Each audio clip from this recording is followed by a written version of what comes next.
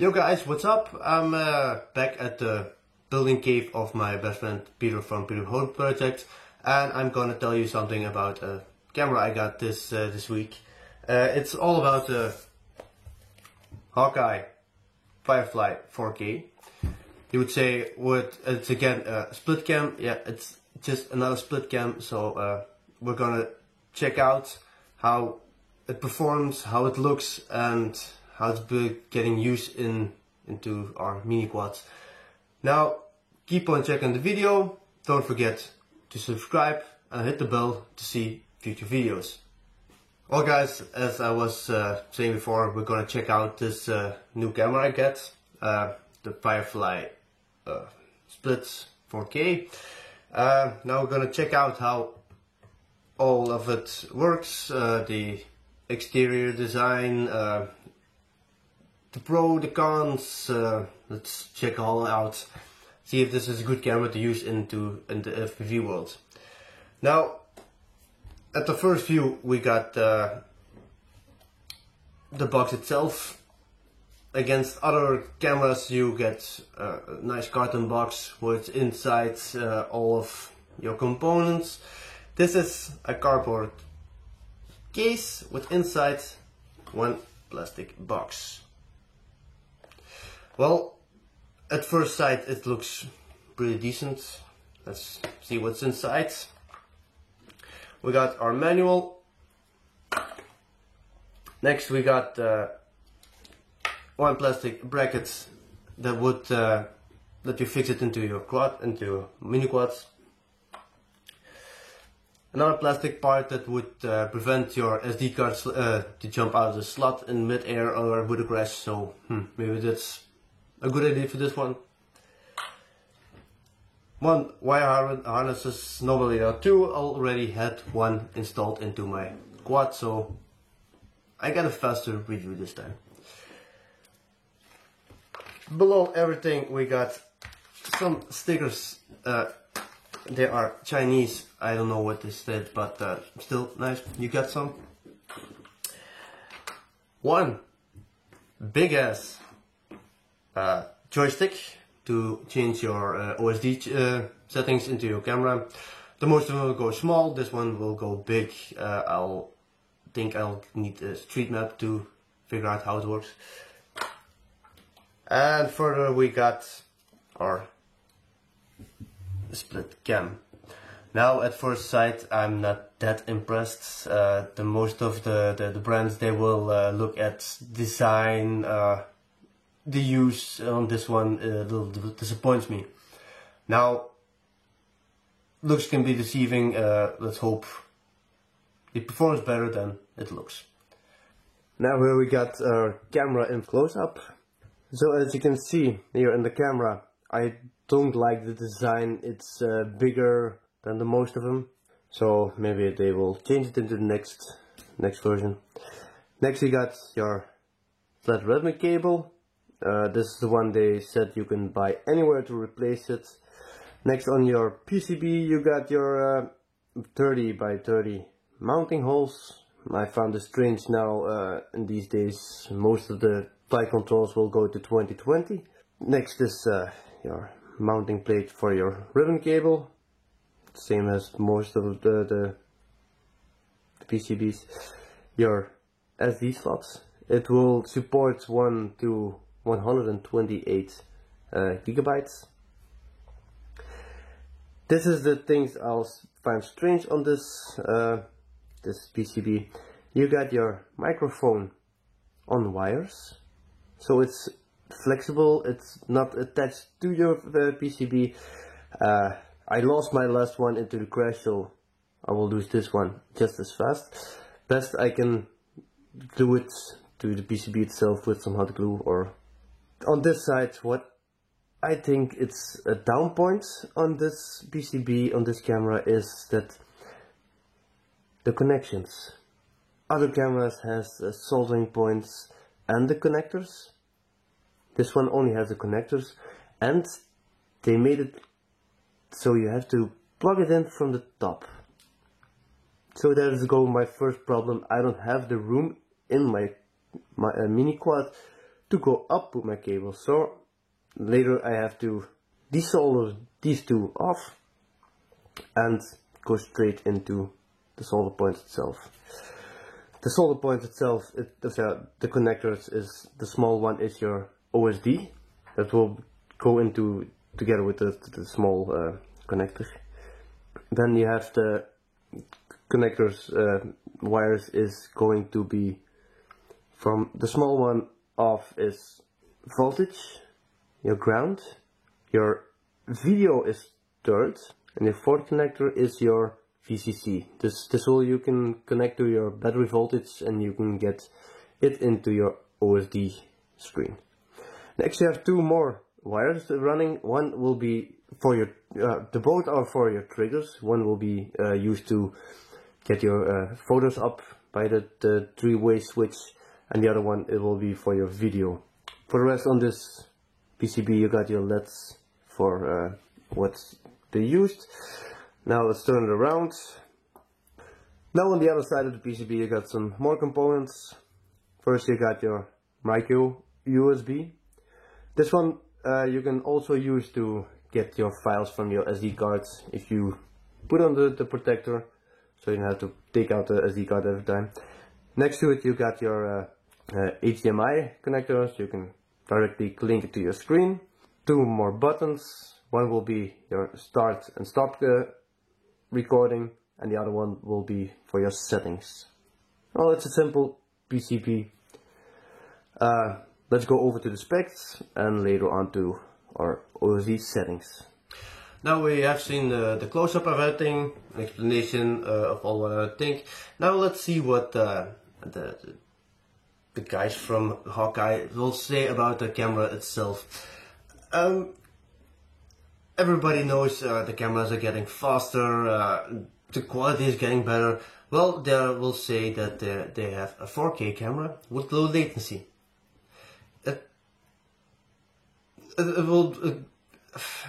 Low latency, can you even get it when it moves? They will say that the latency will be lower than 0.1 seconds. Now, I'm not that fast, so, okay. Let's see what gives this. The next one, they will say that they got a manual shutter. That means that you can go into your camera, you can access it by a three-way switch onto your controller. You can start recording in flight, you can start making pictures in flight by just pressing one key. Okay, that's nice. I don't know if other cams has this. Next of the list, they got the HDMI outputs. So you got a high resolution into your TV screen. The next one is they got a VDR sensor. It will clean up your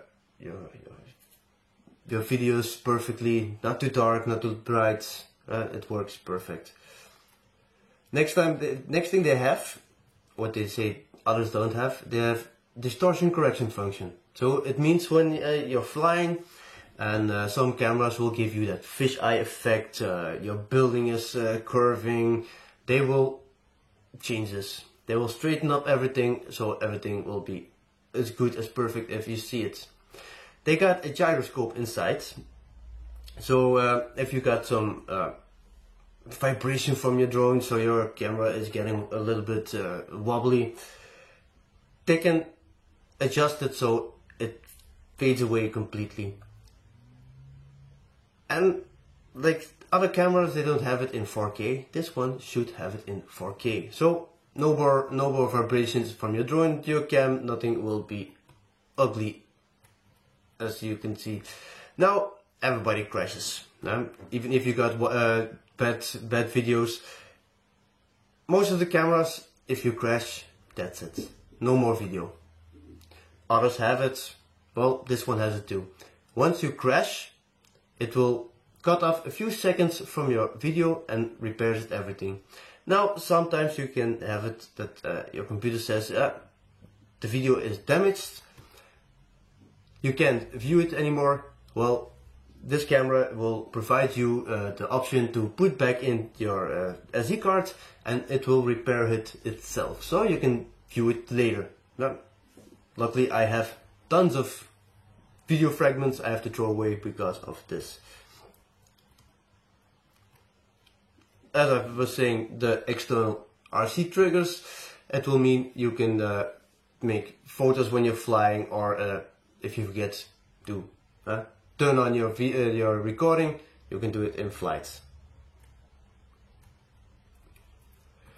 Because you got 4K, you got a different protocol, but this camera will provide you with the H.264 protocol. So if you got an older computer, you can still use it to mount your videos, and it has for the 4K the 565 protocol. As I was saying, the flex cable, they say well you can buy it everywhere to make a new one. I haven't seen it yet, so I'm not gonna look for it. And I think that's about it.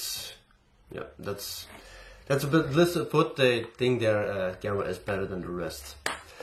Now let's hook it up to our mini quad and let's check out first the video, and second how to change our OSD settings with the big ass joystick. Okay guys, now we're going over to our OSD settings. You got your like I said, the big ass joystick. You connect to your mini quad. I set up the camera inside my mini quad, so let's check it out. If you press left, you go into your first menu. First you got your video icon. If you press that center button, you go into your video size. First size is you got I got it on 180 at 120, but it starts at 4K at 30 frames. So I think that's good enough.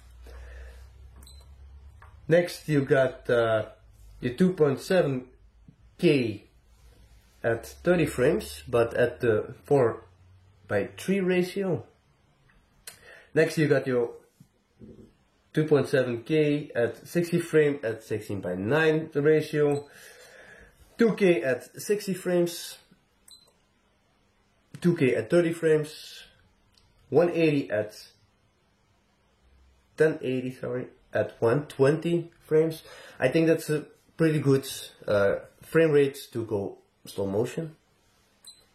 Then you got your 60 frames, 30 frames, and then you go over to 720 at 240 frames. Now your video quality will not be that good, but I think you can slow motion your video so you can count breaks.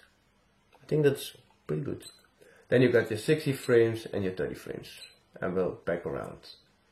I'll put it at 180 at 120 frames.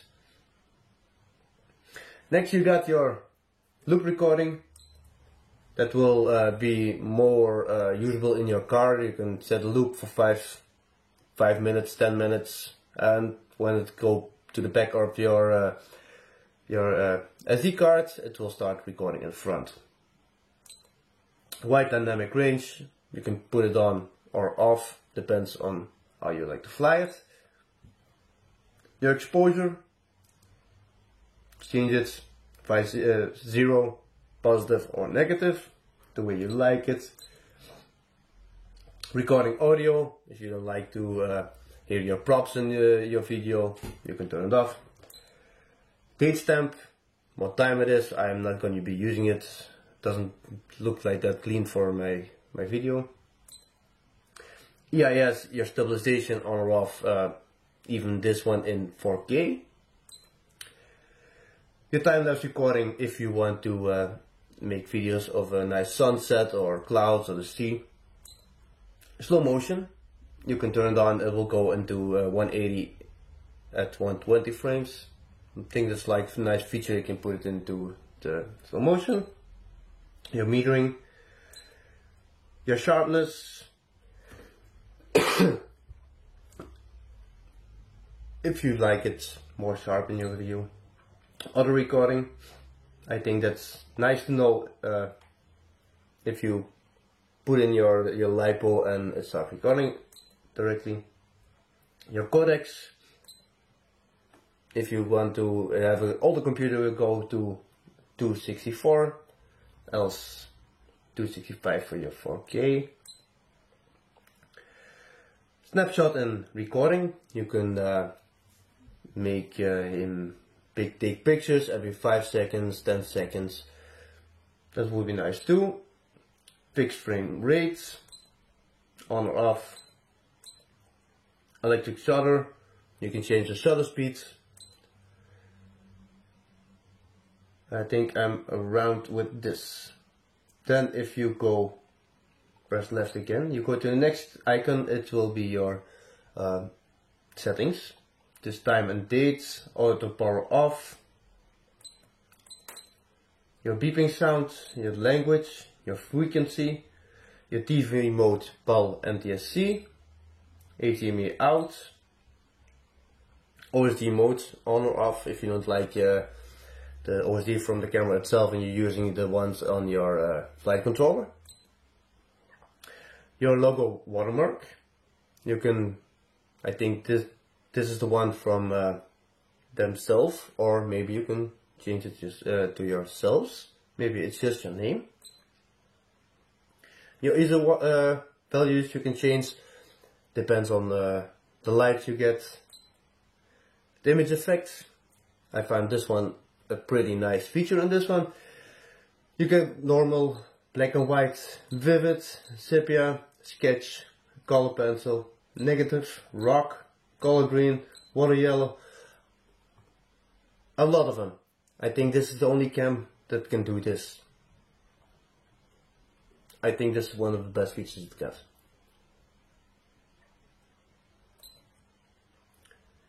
Next you got your white balance you can change. Distortion correction, if you're going to a building you got a fisheye effect, this one will take it away. Field of view. Image rotation, if you want to change the top side of your camera, depends how your cable is running. Voltage adjustment depends on if it fluctuates. Your format card and default settings. Your version, what's on it, and that's it. That's about that. Now if you push left again, you go out of the menu, and then if you push right, you go into your lists. I don't have an SD card inside of it yet.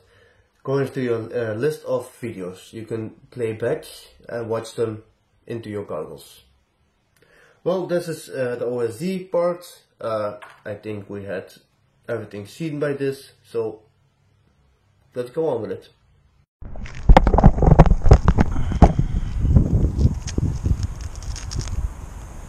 Well guys, now I'm showing you all the specs of the camera, how the OSD works and how to connect the camera. Now I got one beautiful day. It stopped raining for a moment, so I'm gonna try to get you some footage of the camera. I'm gonna try to get the DVR and the real-time video. So let's give that a try and see how that one works out. I got a lot of vibrations. In every turn the video goes blurry. Now it went all red when I go up. It looks like the video is not in contrast. These are stock settings. I just don't know what to think about it. It's not fast enough. Is it the price of the camera is a little better than the rest, but is better than the rest? I don't think so. I don't think these videos will be nice to look at if you put them on YouTube. The colors are not what they're supposed to be.